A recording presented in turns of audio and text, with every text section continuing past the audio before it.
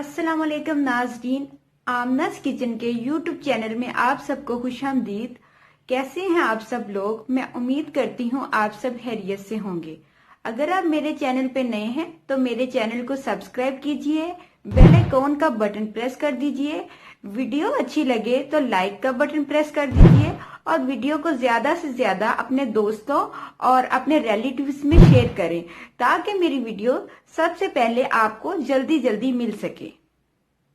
बिस्मिल्लाहिर्रहमानिर्रहीम। आज मैं आपको बनाना सिखा रही हूँ मटन राइस, यखनी राइस। ये बहुत मज़े के बनते हैं। आप इसको बीफ में भी बना सकते हैं और इसी तरह चिकन में भी बना सकते हैं।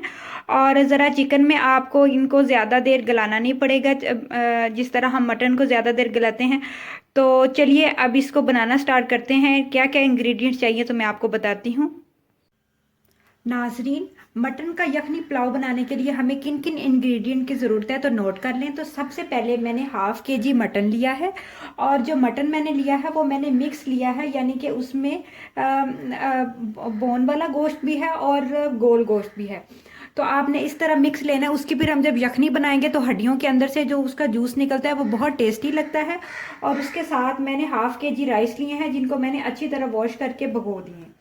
और अगर आपके राइस अच्छे भीगे हुए होंगे तो वो बहुत अच्छे बनेंगे, वो अच्छे गलेंगे भी और बड़े लंबे शेप में आएंगे। और ड्राई मसालों में मेरे पास कौन कौन से इंग्रेडिएंट्स हैं तो उसमें मैंने 1 टीस्पून लिया है नमक, 1 टेबलस्पून मैंने सुरख मिर्च लिया है, सौंफ और खुश्क धनिया ये मैंने 1 टीस्पून लिए हैं। दोनों चीज़ें, 2 लौंग लिए हैं, बड़ी इलायची ली है, 2 बादियान के फूल और छोटी इलायची। इन तमाम जो इंग्रेडिएंट जो आप देख रहे हैं इनको मैं एक कपड़े की थैली में बंद करके कुकर में डालूंगी ताकि जो इसका टेस्ट है वो निकले और बाद में जब इसका टेस्ट निकल जाए तो हम इसको वेस्ट कर देंगे। इसके साथ मेरे पास 1 टीस्पून गरम मसाला पाउडर है और ये तमाम चीज़ें मैं जब मटन को गलाने के लिए डालूंगी तो उसके अंदर डाल दूंगी। और ये जो लाइन आप देख रहे हैं जिसमें मैंने 1 टीस्पून गरम मसाला पाउडर, 1 तेज़पात और 1 बड़ी इलायची, हाफ टीस्पून ज़ीरा और काली मिर्च के 6-7 पीसीज हैं और 2 टीस्पून मैंने बिरयानी मसाला लिया है। ये मैं जब पुलाव बना रही हूँगी तो उसके अंदर ऐड करूँगी। तो हम यखनी के लिए अलग से मसाले डालेंगे और पुलाव के लिए थोड़े से अलग से मसाले डालेंगे। इसके साथ मेरे पास एक दरमियाने साइज़ के प्याज थी, बहुत बड़ी नहीं थी क्योंकि मैं हाफ के जी राइस बना रही हूँ तो मैंने दरमियाने साइज़ के प्याज लिए। आपने अगर ज़्यादा राइस बनाने हो तो आप 2 प्याज कर लें, यानी कि अगर 1 के जी बनाने हैं तो 2 प्याज कर लें। इसके साथ मेरे पास 1 अदद टमाटर है और 1 प्याज है छोटे साइज़ का, बिल्कुल नॉर्मल साइज़ का मैंने लिया। और लहसुन के जवे लिए हैं 5-6 और हरी मिर्चें ली हैं और 2-3 दाने इमली लिया है। ये तमाम चीज़ें मैं यखनी बनाने के लिए इसके अंदर ऐड कर दूंगी। और ये मैंने थोड़ा सा टमाटर के पीसेस, 2 हरी मिर्चें और धनिया ये लास्ट में जब गार्निशिंग करनी होगी तब ऐड करूँगी। 2 टीस्पून मेरे पास दही है और अगर आपके पास दही ना हो तो आप इसको स्किप भी कर सकते हैं, इसकी जगह पे आप नींबू का जूस डाल सकते हैं।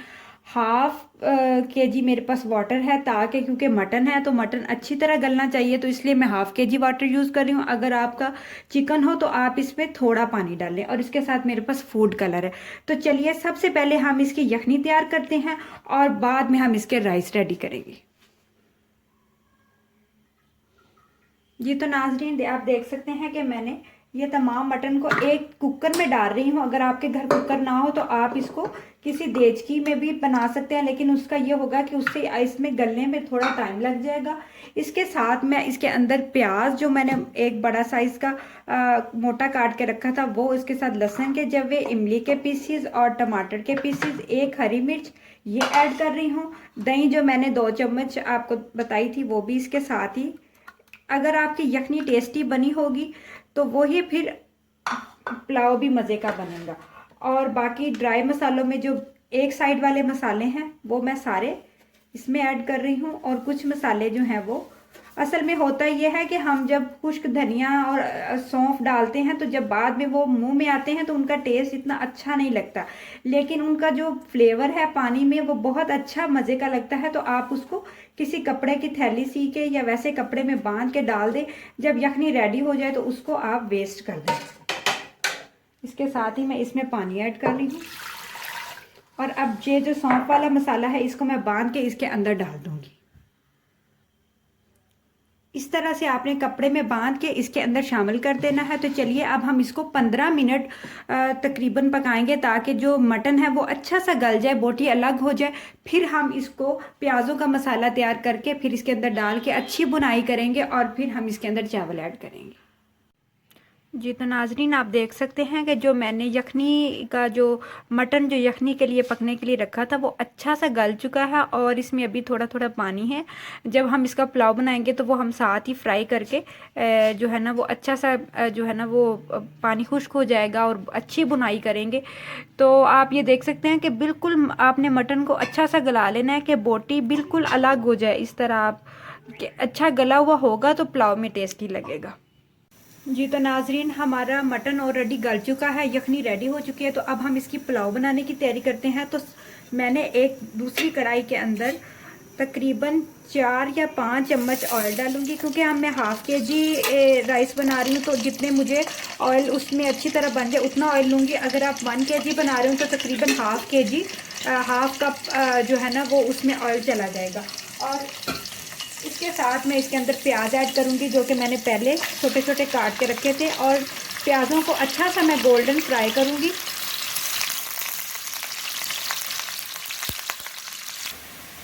इस कलर में जब आपके प्याज फ्राई हो जाएं तो आपने इसके अंदर जो मैंने बिरयानी मसाला, ज़ीरा और साबुत कुछ मसाले और जो गरम मसाला रखा था वो ऐड कर दूंगी, क्योंकि मैंने पहले ही यखनी के अंदर तमाम मिर्चें और स्पाइसेस डाल के यखनी और जो मटन गला लिया हुआ, इसलिए मैं इसके अंदर ज़्यादा मिर्च मसाला ऐड नहीं करूँगी।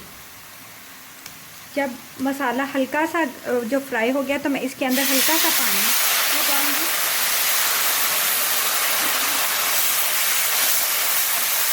ताकि जो प्याज है और जो मसाला है वो अच्छा सा गल जाए। और इसके साथ ही जो मैंने यखनी और बना के रखी थी, जो मटन को गला के रखा था वो भी इसके अंदर ही ऐड कर दूँगी। ये जो मैंने मटन पकने के लिए रखा था उसके साथ यखनी भी थी, तो वो यखनी को मैंने बिल्कुल खुश कर लिया है ताकि बुनाई करते वक्त बहुत आसानी हो। तो मैं अब इसको इसके अंदर शामिल करके अच्छा सा जिस तरह हम किसी सालन को भूनते हैं इस तरह इसकी बुनाई करेंगे। इस तरह से आपने अच्छा सा भून लेना है जिस तरह हम किसी सालन के मसाले को भूनते हैं। और इसके अंदर अब मैं नमक ऐड करूंगी, जितना नमक मुझे चावलों के लिए चाहिए।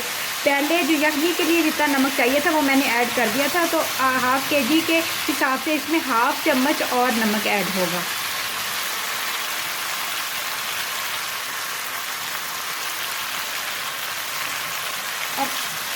क्योंकि मसाला अच्छा सा बुनाई हो चुका है, मटन हमारा ऑलरेडी गला हुआ है, तो इसके अंदर हाफ़ kg चावल हैं तो हाफ़ kg ही मैं इसके अंदर पानी ऐड करूँगी। अगर आपके चावल नए हो तो आप कम पानी ऐड करें, और अगर आपके चावल पुराने अच्छी क्वालिटी के हों तो आप बराबर पानी ऐड करें और चावलों को कुछ देर पहले ही भिगो दें। अब चूँकि पानी को अच्छा जोश आएगा तो फिर इसके अंदर मैं चावल ऐड करूँगी। ये तो नाजरीन आप देख सकते हैं कि पानी को अच्छे से बॉयल आ रहे हैं। तो अब इसके अंदर मैं जो चावल मैंने ऑलरेडी भिगो के रखे हुए थे वो अच्छे से नरम हो चुके हैं वो ऐड कर दूंगी।